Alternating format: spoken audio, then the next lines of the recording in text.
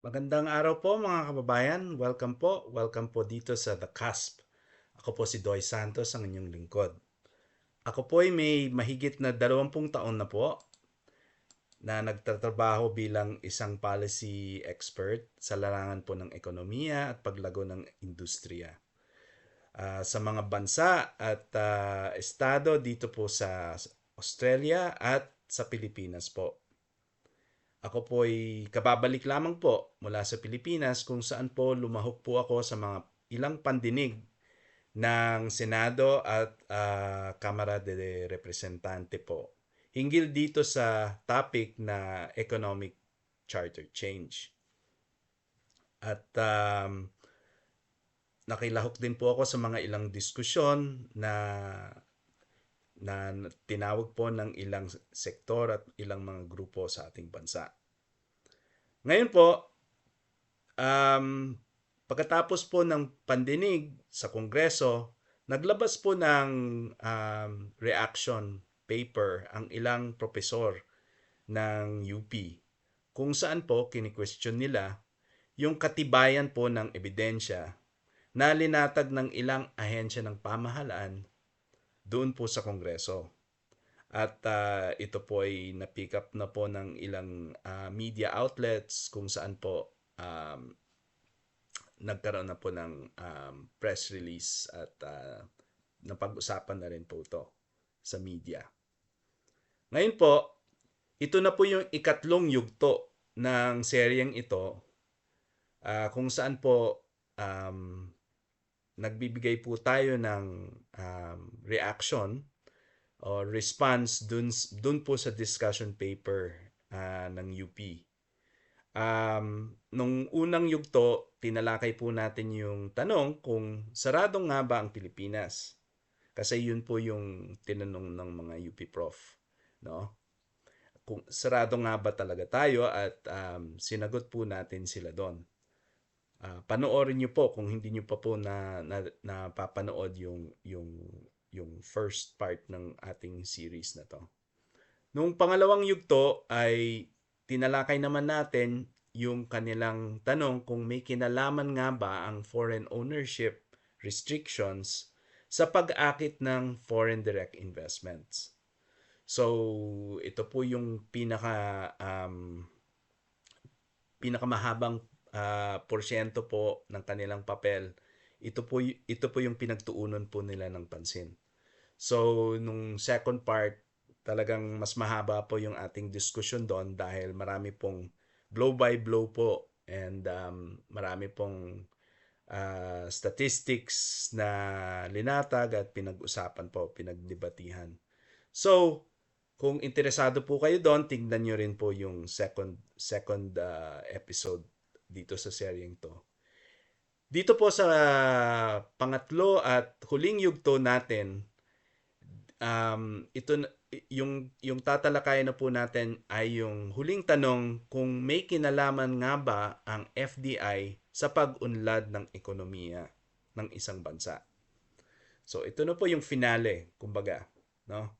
At sinunod po natin yung struktura po ng papel ng UP para po point by point ay maisagot po natin yung kanilang mga argumento.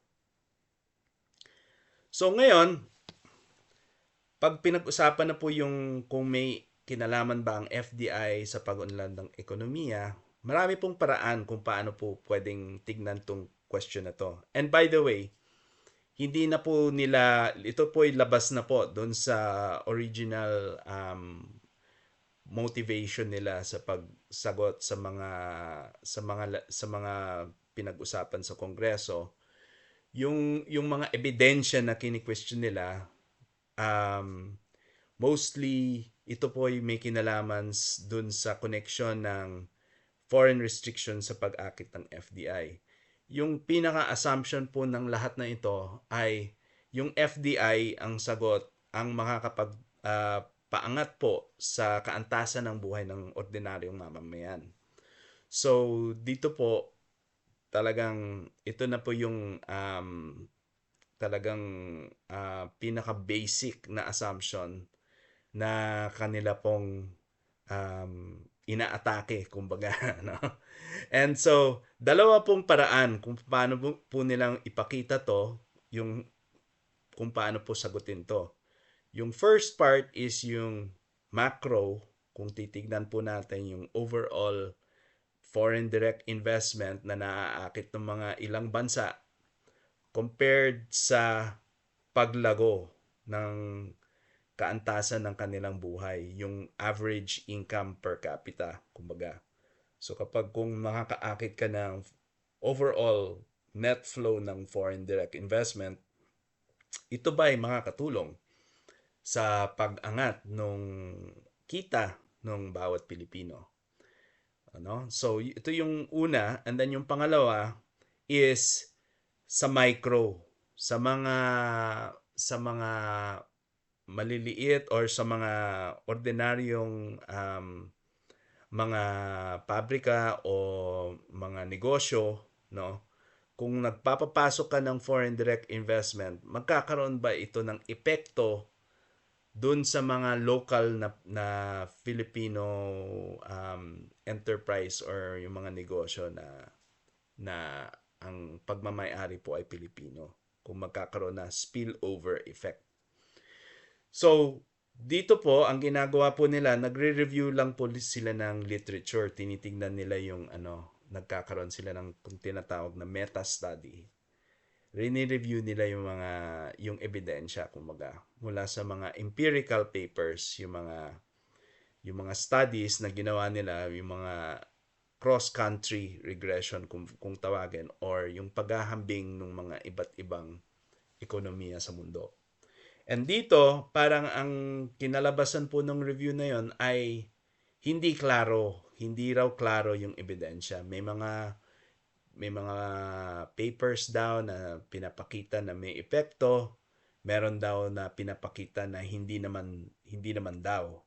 And yung epekto ng pag-angat ng antas ng buhay o yung pag-angat ng kita, dependent daw po kung meron kang workforce na well-skilled or kung merong yung tinatawag na absorptive capacity, kung kaya na ng bansang ma-absorb yung mga benefits ng FDI. Hindi raw po kasi. And ang pinagtuunan po nila ng pansin yung mga mahihirap na bansa kung sila po ay umaangat pag binuksan mo raw sa FDI.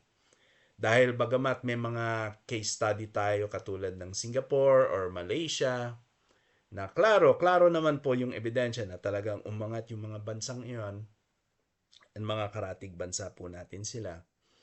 May mga ilang bansa naman kung saan katulad sa Africa or sa developing Asia, sa iba't ibang bahagi po ng mundo, sa Latin America po kunwari, na hindi naman ganun ka straightforward yung epekto raw. So yun daw yung linalaman ng mga macro study. Hindi raw klaro. So ito kaya ginamit ko yung quote mula kay Harry Truman, yung presidente ng Estados Unidos nung mga 1950s, kung saan po sinabi niya, or sorry, mga 1940s pala, kung saan po sinabi niya, "Give me a one-handed economist. All my economists say, on the one hand, on the other." So nagpapatawa po si President Truman dito. Dahil daw yung mga ekonomista, hindi raw po sila maka-agree kung ano ba talaga. Oo ba o hindi? On the one hand, sasabihin nila, nakakaroon ng epekto. On the other hand, sasabihin nila, medyo hindi klaro. So sabi niya, pwede ba? Mag-usap-usap kayo dahil wala pong consensus. Kumbaga. Kaya nga po tinawag ang economics na dismal science eh. Dismal, ibig sabihin, walang silbi dahil hindi raw nakakatulong hindi nagbibigay linaw sa ating diskusyon dahil paiba-iba, depende kung sino kinakausap mo, ano. Ito yung parang nagiging opinion na lang ng tao yun eh, no. So sabi niya, give me a one-handed, yung ibig sabihin niya kasi on the one hand, on the other hand, laging ganun daw yung ekonomista kung magsalita. Sa kabilang banda, ganito sa isang banda, sa kabilang banda, no? Sabi niya, on the one hand, on the other hand, sabi niya, bigyan mo na lang ako ng one-handed, yung isa na lang, ano. So, yun po yung, ano, yung quote ni Harry Truman. Parang ganun po, applicable po rito sa ating discussion ngayon. Okay? So, pangalawa, so yung macro, hindi nila makita yung definitive daw, hindi raw, wala raw consensus. Pagdating naman daw sa micro, yung mga individual na negosyo, mga negosyante, medyo iba po yung pag-construct nila nung tanong, nung study, ano. So dito po sa mga study na ito, hindi per se yung paglaki or paglago ng ekonomiya yung tinitignan. Dahil yun ay macro eh. Pagpasok mo na sa micro, ang tinitignan po nila yung tinatawag na spillover effect. So, pag may pumasok na foreign investor sa isang bansa, syempre, magdadala siya ng makabagong teknolohiya, makabagong kaalaman, at yung mga tao niya ititrain din niya na gamitin yung teknolohiya na yun, yung mga ekwipo na ipapasok niya. Bibigyan niya ng training. So, syempre, aangat din syempre yung kanilang mga sweldo, aangat din yung kanilang, dahil aangat din yung kanilang kompetensya bilang isang trabahador, no? So, aangat din, no? At para makaakit din sila ng empleyado, tataasan din nila yung sweldo, kunwari, ano? So, walang question doon. Wala pong question doon. Ang tanong ay kung maiimpluwensyahan ba yung mga ilang negosyante na lokal na na Pilipino po, no? Yung mga local na negosyante, kung sila ba ay makikibagay or makikihabol or kumbaga kokopyahin nila, gagayahin nila yung makabagong teknolohiya na ipapasok ng foreign investor. Ano? So yun yung tinatawag na nagkakaroon ba ng spillover effect dito sa mga, at kung ganon, tataas ba yung sweldo nung mga taong, yung mga empleyado nitong mga negosyanteng lokal, no? So yun yung tinatawag na spillover effect. Karamihan dun sa study sa pananaliksik na tinignan ng UP professors, ganun po ganun po nila sinet up yung kanilang yung research question, kumbaga. So ngayon, dito rin po sa isang banda, sa kabilang banda rin yung resulta, no? Wala ring definitive dun sa tanong na yon, ano? Kung naiimpluwensyahan ba yung mga ilang negosyante. Mas nagkakaroon daw ng epekto sa larangan ng pag-export at innovation sa pagbubuo or pag-a-adapt ng mga makabagong teknolohiya. Mas klaro daw yung resulta doon. Pero kung yung titingnan ay maangat ba yung sweldo ng mga empleyado ng mga negosyanteng Pinoy, hindi raw straightforward, pero hindi raw, walang consensus. So sa pag-export, yes, at sa innovation, yes. So yun naman ang maganda rito na hindi, so pagamat kina-qualify nila, lumilitaw na meron namang positive na epekto ang pagpasok ng FDI. Ngunit sinasabi nila dun sa pag-angat nung kita o nung sweldo ng mga ibang empleyado ng sektor kung ng mga negosyanteng Pinoy, yung FDI medyo hindi nagkakaroon, hindi definitive, hindi klaro kung nagkakaroon nga ng epekto o wala. So parang gano'n yung sa isang banda, sa kabilang banda pa rin, ano. So ganun po yung resulta ng kanilang pananaliksik, yung mga UP prof, no. And ito po yung conclusion po nila, no. Sinasabi po nila, FDI spillovers are context specific. Ibig sabihin, depende raw dun sa bansang magpapapasok ng FDI.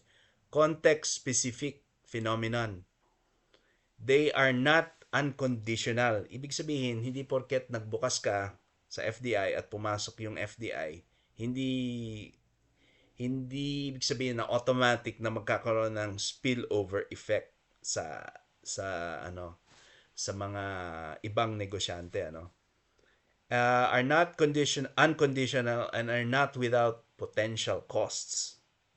This is because not every multinational firm is a good source of externality and not every domestic firm is equally well placed to benefit from multinational activity. Kasi dun sa ilang pananaliksik na tinignan nila, yun nga, yung mga multinational, hindi raw, kumbaga, minsan, hindi raw nila pinapamahagi yung kanilang teknolohiya o kaalaman sa mga supplier nila, no? Kumbaga, kinikimkim daw nila. May mga ebidensya raw na ganun. So, ang ibig lang sabihin nun is, sila lang yung lumalago, no? So, yung mga iba, hindi nila nakukuha yung technology transfer kung tawagin na yun. So, hindi sila nakaka-participate dun sa paglago ng FDI. Pero yung paglago ng FDI, nakakatulong yan sa ekonomiya sa mga empleyado nila, syempre. Pero ang tanong, nagkakaroon ba ng spillover? Ganun yung pagkakaintindi kasi ng mga ekonomista dito sa tanong na to. And then, yung mga lokal naman na negosyante, minsan daw, hindi nila kayang i-adapt yung teknolohiya. Hindi daw kaya nilang mag-level up. Dahil siguro kulang sila ng training or kulang sila ng kita or ng pera o yung dahil kunwari kailangan mag-invest pa sila ng bagong ekwipo para ma-integrate po dun sila sa supply chain ng mga multinational.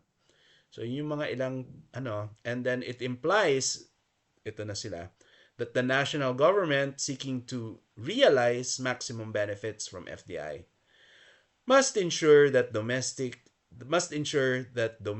absorptive capacity exists. So, kumbaga, hindi naman nila kini-question na nagkakaroon din ng epekto sa ekonomiya, ngunit para ma-maximize daw yon, kailangan siguraduhin daw ng gobyerno, ng pamahalaan na may kakayahan yung mga supplier, yung mga maliliit na negosyante na pwedeng mag-supply doon, maging bahagi sila ng supply chain.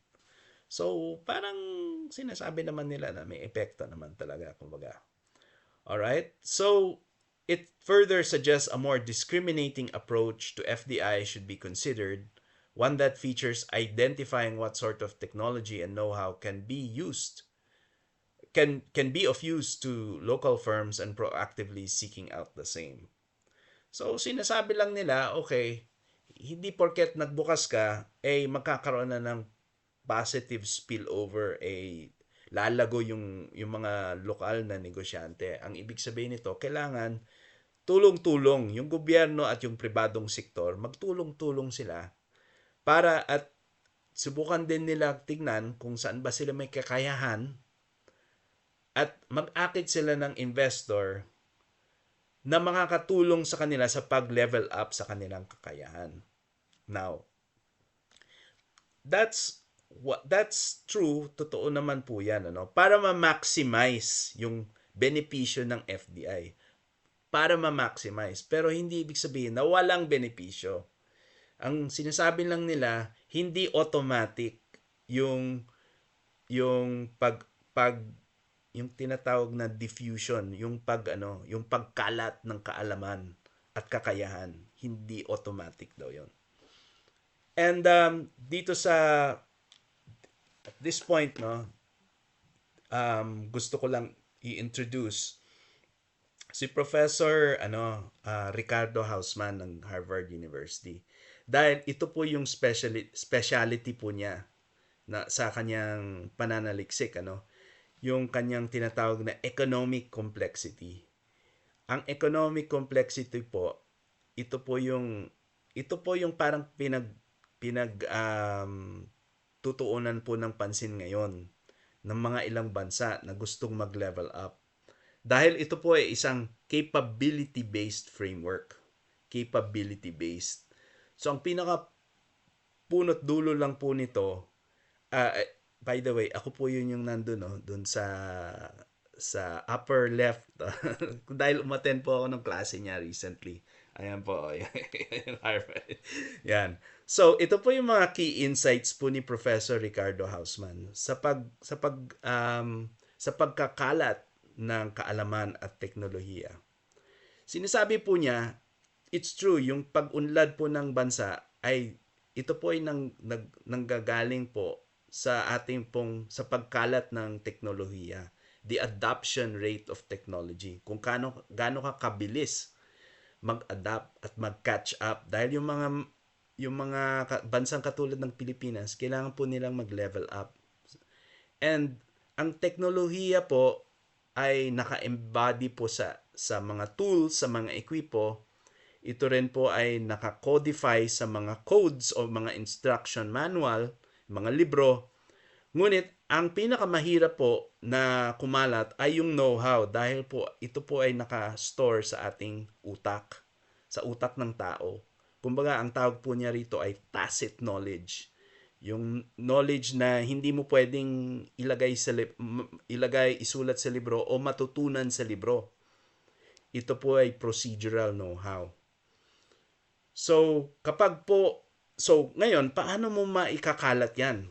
Kung yung kaalaman ay nasa utak mo lang, ano? Hindi mo maisulat sa libro, and yung kaalaman ng paggamit ng mga ekwipo at pag-assemble po ng isang organisasyon at pagbuo ng isang team ay nandito po yung interaction po. So, ang sabi po niya, ito po yung paraan. And ito po yung mga slides po niya, pinapamahagi ko lang sa inyo, no? Sinishare ko lang. Yung agents of change, kung tawagin, paano mo mapapabilis yung pag-adapt ng teknolohiya mula sa ibang bansa at maidala sa iyong bansa, ay number 1, FDI. Okay? Yun po yung sinasabi nyo. Pangalawa, immigration. So, yung pagpasok ng mga highly skilled na mga professional business services, no? Yung mga inhinyero, yung mga abogado, yung mga accountant, na pinagbabawal pa rin natin hanggang ngayon, ano? Immigration. Pangatlo, diaspora or return migration. So, yung mga Pilipino, yung mga OFW sa ibang bansa, sa buong mundo, na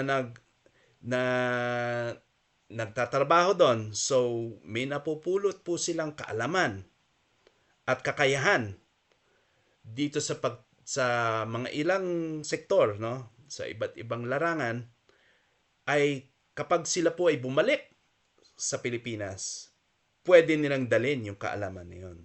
And may ebidensya po na nagpapakita na nangyayari daw talaga yon, no? Now, so return migration kung tawagin, immigration, return migration, mergers and acquisitions na pinag-usapan natin sa ikalawang yugto, reverse FDI kung tawagin yon. And then conglomerates and moral suasion. Ito yung mga malalaking negosyo sa ating bansa na marami pong iba't ibang units na engaged sa iba't ibang sektor. Katulad ng mga, alam mo naman kung sino yung mga tanyag na negosyo dito sa Pilipinas, ano, yung mga malalaking kumpanya. Pwede nilang i-diversify o i-acquire yung kaalaman, ano. So, katulad po dati, wala namang pong marunong ditong gumawa ng airport, or gumawa ng seaport or ng telecoms or whatever, shipping. Ngayon, or energy, unti-unting binubuo ng mga large conglomerates. So, ito yung parang strategiya na ginamit sa Japan at sa Korea. Sila mismo homegrown. Pero malalaking kumpanya to, no? And in a way, ito po yung nagiging strategiya natin dahil sa Filipino first at dahil dun sa mga charter restrictions. Okay? And then, government procurement. So, kapag kunwari, sinabi ng gobyerno, okay, magtatatag tayo ng bagong airport or mag mag mag magdi-drilling tayo sa Malampaya, ganyan, o kaya sa defense, no, sa procurement, magtatayo tayo ng mga bagong barko, magbubuo tayo ng mga bagong barko para sa ating navy, ganyan. So, pwede nilang um, makipag-tie up sa ibang bansa para magpatayo ng kumpanya rito para gawin yung magtayo ng pabrika para gawin i-assemble yan. Government procurement, development corporation katulad ng Development Bank of the Philippines, kunwari, ganyan. So, ang sinasabi po ni Ricardo Hausman ay kailangan po all of the above approach ang kailangan. Lahat daw yan kasali. No?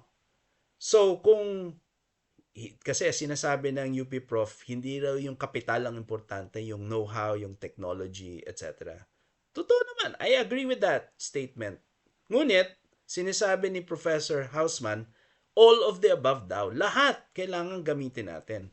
Bakit po natin tataliin ng ating kamay sa isang paraan katulad ng foreign direct investment? Bakit natin lilimitahin? Sabihin nila, kailangan daw, hindi naman daw kasi automatic, kailangan mamili daw tayo kung saan daw may absorptive capacity. Ngayon, masasabi mo ba yan para sa isang sektor na yung buong sektor ay walang epekto yung FDI? Hindi mo masasabi yon, di ba?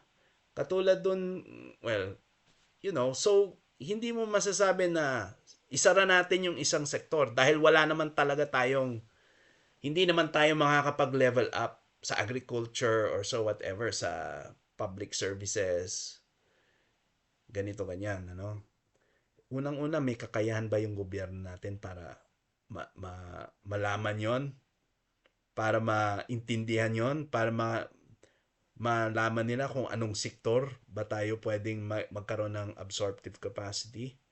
I suppose, pwede, yung mga ilan, pero hindi naman lahat.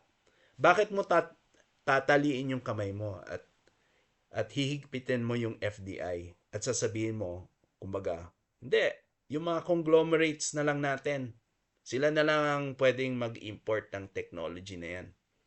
So, ganun nga ang nangyari sa Pilipinas noong 2002, yung Piatco, 'di ba, yung Fraport, yung German company, 'di ba, nagkabululyaso doon. And then so ngayon, 20 years later, yung mga conglomerates na natin katulad ng San Miguel, sila na yung nagpapatayo ng airport sa Bulacan, ganyan. Ngunit ang haba nung panahon, 20 years bago nakuha nila yung technology na yun, yung kaalaman, yung kakayahan. So, pwede natin gawing homegrown pero ang tagal ng panahon na maaaksaya. Samantalang may mga kumpanya sa abroad na pwede na nilang dalhin. Katulad ng semiconductor mula sa Taiwan, kunwari, dahil sa CHIPS Act ng Estados Unidos, pwede na silang mag-locate dito. Ngayon, although manufacturing yun, sasabihin mo, okay naman yun, pwede yun. But I'm trying to think, like yung Malampaya, so, in-announce nila na yung kumpanya ni Enrique Razon, magdi-drilling daw doon para pahabain daw yung buhay ng Malampaya. Well, fine. Okay, kung kaya nilang gawin yun ngayon. Pero noon pa man, may mga kumpanya na may kakayahan noon pa man na gawin yun. At katulad ng Shell, kunwari, or yung mga British Petroleum, na may yung mga bagong cutting edge na teknolohiya, pwede na sana nilang dalhin dito. Ngunit, dahil sa 60-40, hindi natin magawa. Or dahil mayroon ng kakompetensya na claimant na ibang bansa doon sa Reed Bank. Pero sayang sana yon, kung hindi natin or yung renewable or yung microgrid or yung mga ganon, yun yung mga bagay na kailangan, may mga elemento na hindi po natin masasabing isara na natin ang sarili, kaisipan natin, sabihin natin wag na kayong pumasok, kami na lang ang magpapapasok niyan. Parang kaya lumalakas yung mga monopoliya sa ating bansa at oligopoliya. Parang sila-sila na lang ang ano eh.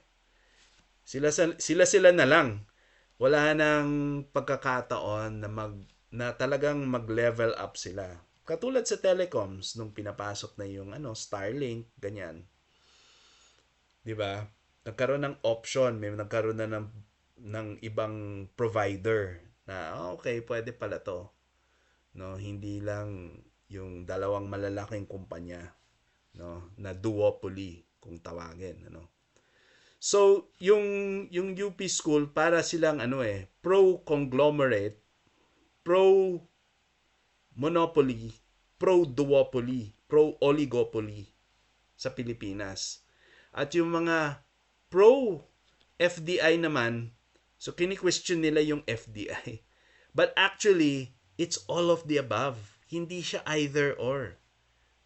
Parang mali na iset up mo yung argumento na ito lang o ito. Hindi pwedeng silang dalawa. 'Di ba?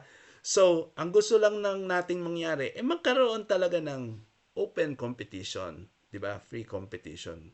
Ngayon, sinasabi naman nila, ang problema po kasi dyan, na kapag sinabi mong unless otherwise provided by law, di ba? Dahil hindi naman talaga tatanggalan yung restriction kunwari na 60-40 o 70-30, sasabihin mo lang doon, unless otherwise provided by law. Ibibigay mo ngayon, ipapaubaya mo ngayon sa Kongreso na gumawa ng batas na kung saan either yung Kongreso ang magsasabi kung ano yung bagong rule, 5149 ba o ano, or ipapaubaya mo sa isang ahensya ng ehekutibo katulad ng Board of Investments kunwari or Department of Finance, DTI, Trade and Investment, na siya naman ang magdidesisyon kung papayagan ba niya yung foreigner na pumasok.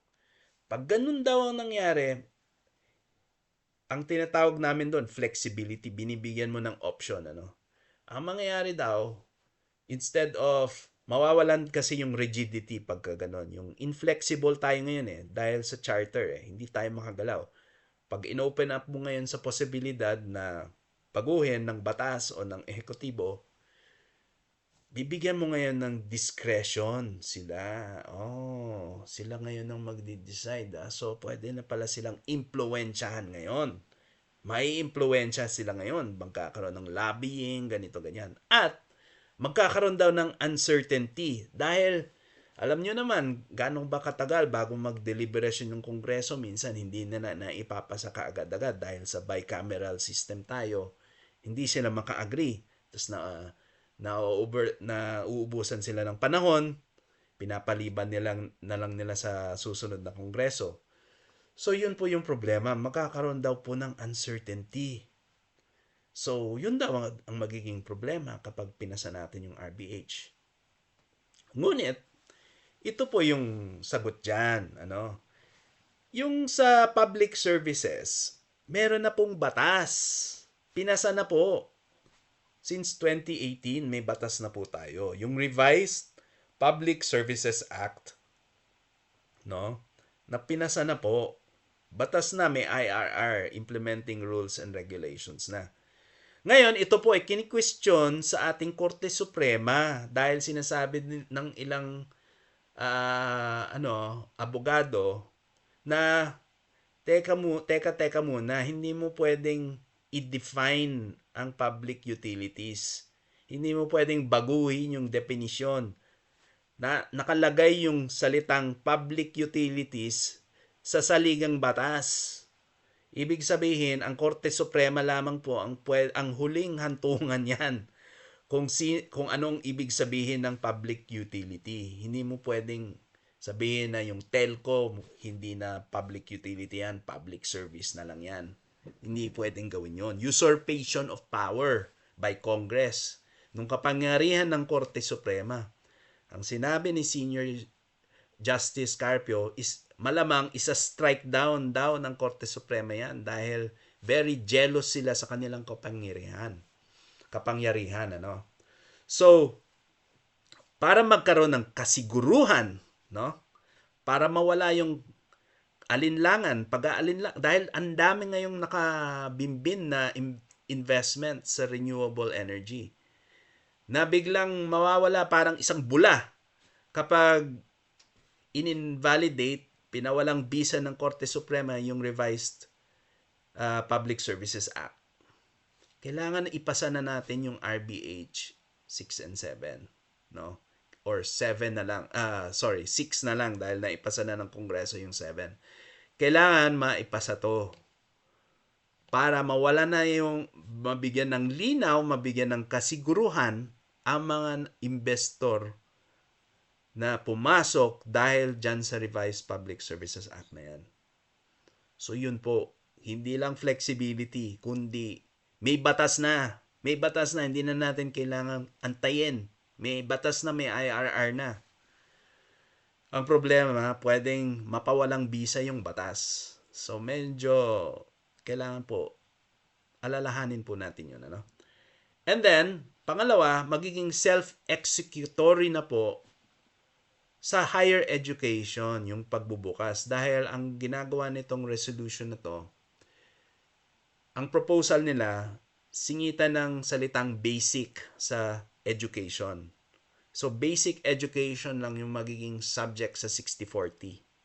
Unless otherwise provided by law, na alam naman po natin yon, maaaring mahabang panahon, baka hindi rin baka in the end hindi naman ipasa ng Kongreso yan, ano? Wala naman silang, hindi na nila papapasukin sa basic. Ngunit sa higher education, sa tertiary, sa technical, vocational, pwede nang pumasok yung mga foreign university sa ating bansa. From day one. So may kasiguruhan na.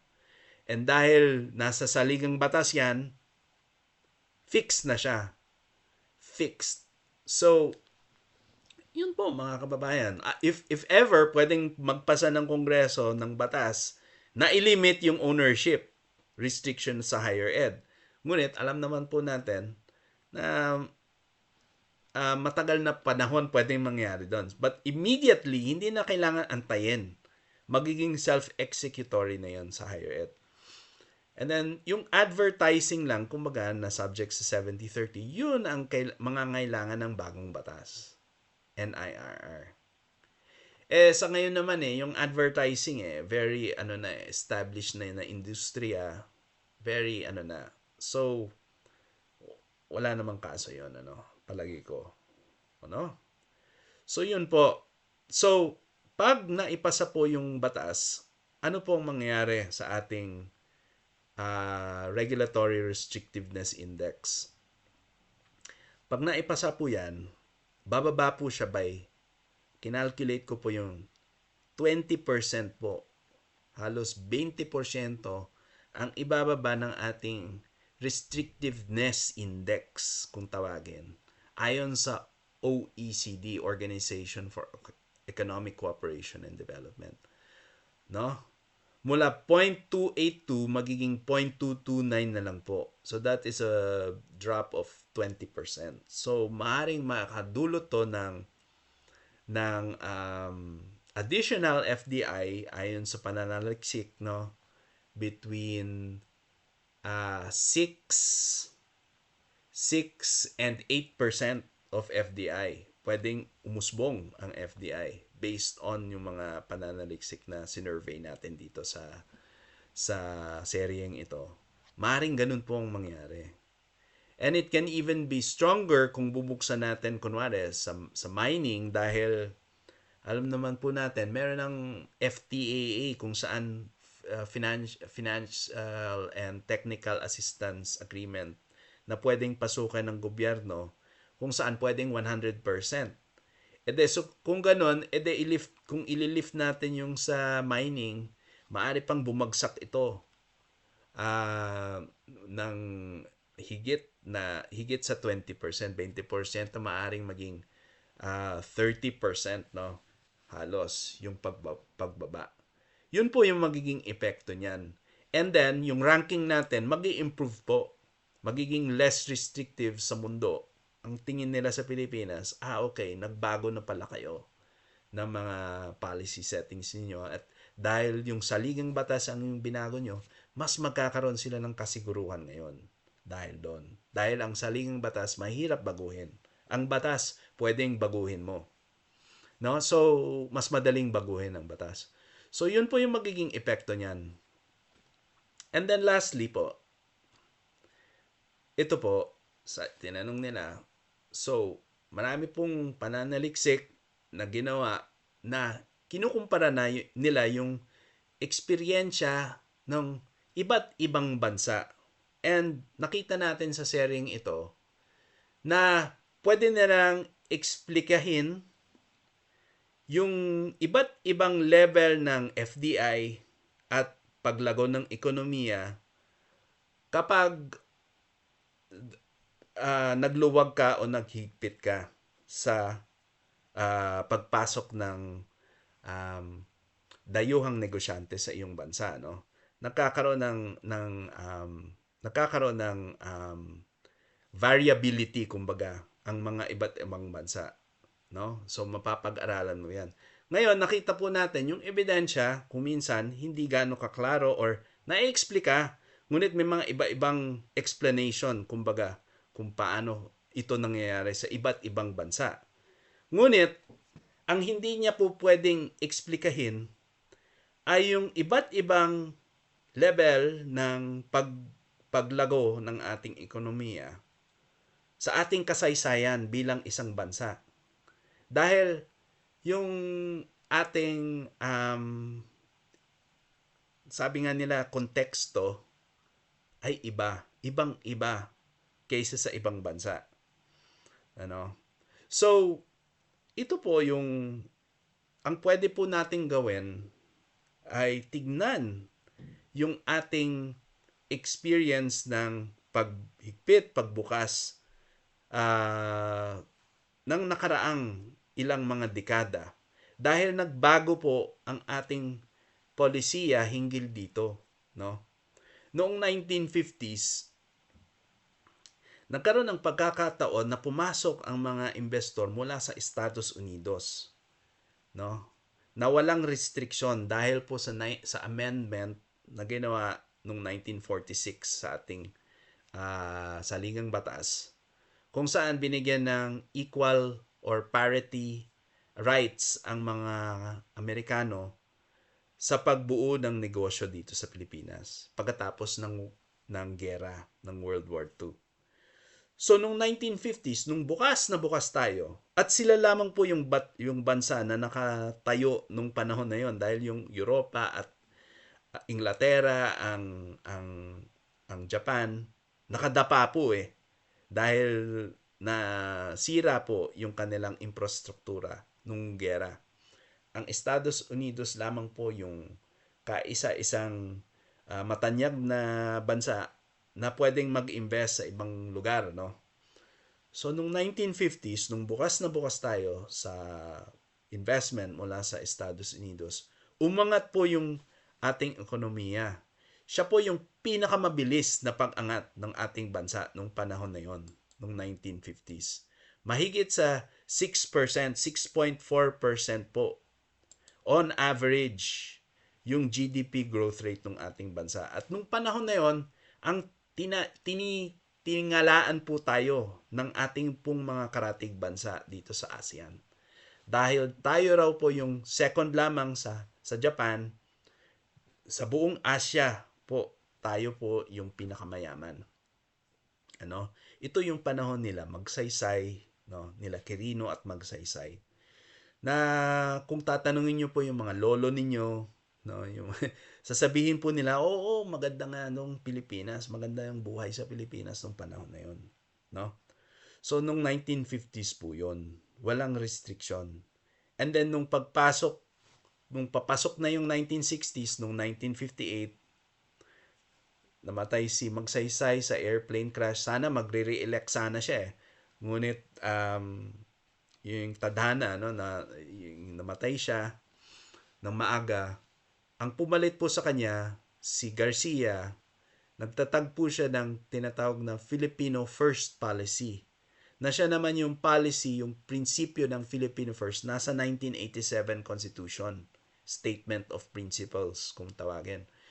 Ano tong Filipino First? Pinapaboran daw yung mga Pilipino. Dahil noong mga panahon na yon, para makapagpadala ka ng teknolohiya mula sa ibang bansa, no? Kailangan mong i-import yung ekwipo, no? So paano ngayon yung Pilipinas nagre-recover pa lang mula sa giyera, walang kakayahan na mag-import. Ang ginawa nila, naging selective yung ating pag-import. Sinabi nila noong 1951, sabi nila, lahat ng kinikita natin na foreign currency ng mga dolyares mula sa pag-export natin ng asukal, no? Lahat ng kinikita natin doon, i-allocate lang natin, ang makakagamit lang noon ay yung mga gustong magpapasok ng mga ekwipong yan sa ating bansa. So capital goods, hindi finished product ang pwedeng ipapasok. Ibibigay lang natin yon sa mga kumpanyang gustong mag-import ng mga ekwipong iyan, makabagong teknolohiya, para magkapagtayo ng pabrika para siya naman ang sa service dito sa ating bansa, no? Imbis na mag-import tayo ng mga pagkain, mga kung ano-ano, mga damit mula sa ibang bansa, tayo na ang gagawa rito. So yun yung prioridad. Ngayon, yung mga kanon na nagtayo, sila po yung mga nag-import, kaya yung manufacturing nung panahon na yon ay lumalago.